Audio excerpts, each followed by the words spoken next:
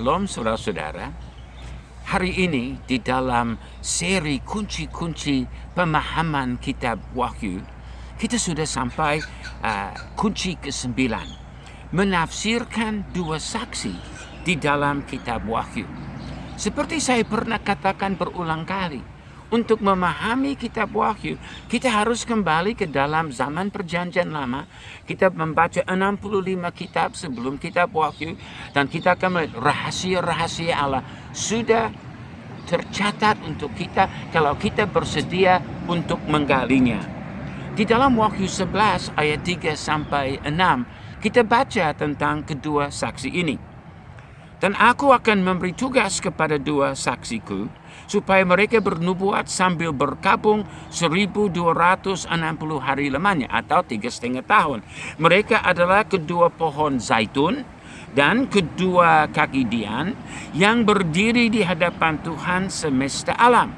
Dan jikalau ada orang yang hendak menyakiti mereka, keluarlah api dari mulut mereka, menghanguskan semua musuh mereka. Dan jikalau ada orang yang hendak menyakiti mereka, maka orang itu harus mati secara itu. Mereka mempunyai kuasa menutup langit supaya jangan turun hujan selama mereka bernubuat. Dan mereka mempunyai kuasa atas segala air untuk mengubahnya menjadi darah, dan untuk memukul bumi dengan segala jenis malapetaka setiap kali mereka menghendakinya. Nah, di dalam Wahyu 11 ayat 3 sampai 6 ini, kita lihat masa pemerintahan atau masa pelayanan mereka adalah 1260 hari, 42 bulan. Satu masa, dua masa, dan setengah masa, atau 3,5 tahun.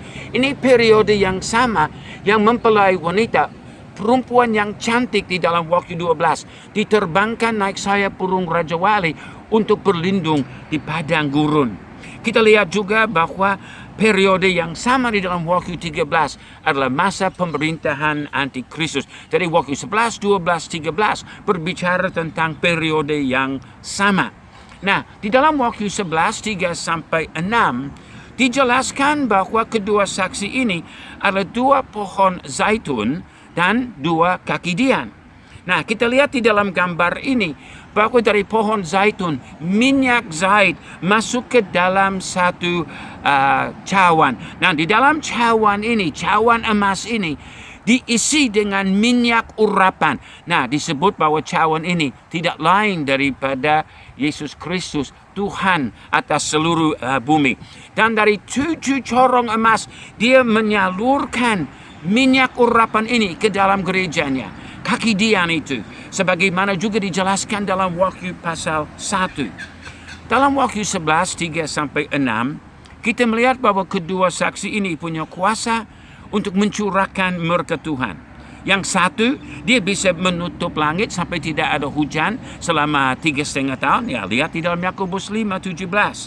Yang kedua, mempunyai kuasa untuk mengubah air dan memukul bumi dengan segala jenis malapetaka dan tulah. Lihat di dalam Keluaran pasal 3 sampai 12.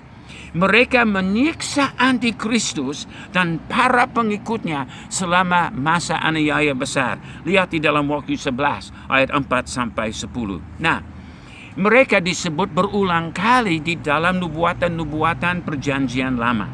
Di dalam 2 Tawarik 9, mereka adalah dua singa di samping takhta. Zakaria 4 mereka adalah dua pohon zaitun. Mereka adalah dua kaki dian dan dua orang yang diurapi Tuhan. Di dalam Daniel 12, mereka adalah dua orang yang di pinggir sungai, dan Tuhan Yesus ada di atas air, dan dia sedang menyatakan rahasia-rahasia akhir zaman.